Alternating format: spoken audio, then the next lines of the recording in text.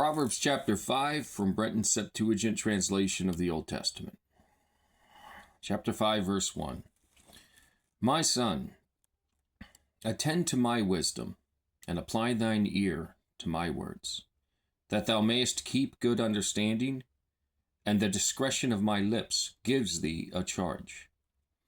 Give no heed to a worthless woman, for honey drops from the lips of a harlot, who for a season pleases thy palate. But afterward thou wilt find her more bitter than gall, and sharper than a two-edged sword. For the feet of folly lead those who deal with her down to the grave with death, and her steps are not established. For she goes not upon the paths of life, but her ways are slippery and not easily known.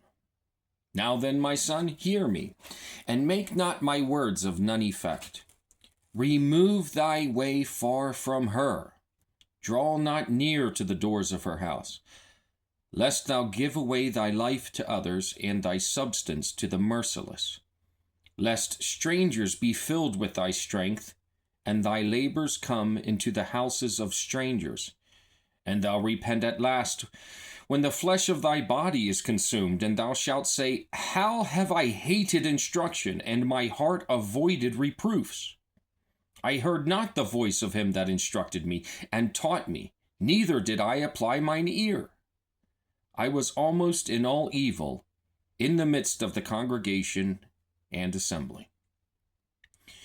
Drink waters out of thine own vessels, and out of thine own springing wells. Let not thy waters out of thy fountain be spilt by thee, but let thy waters go into thy streets. Let them be only thine own, and let no stranger partake with thee. Let thy fountain of water be truly thine own, and rejoice with the wife of thy youth. Let thine loving hart and thy graceful colt company with thee, and let her be considered thine own, and be with thee at all times. For ravished with her love, thou shalt be greatly increased. Be not intimate with a strange woman, neither fold thyself in the arms of a woman not thine own. For the ways of a man are before the eyes of God, and he looks on all his paths. Iniquities ensnare a man, and every one is bound in the chains of his own sins. Such a man dies with the uninstructed, and he is cast forth from the abundance of his own substance, and has perished through folly.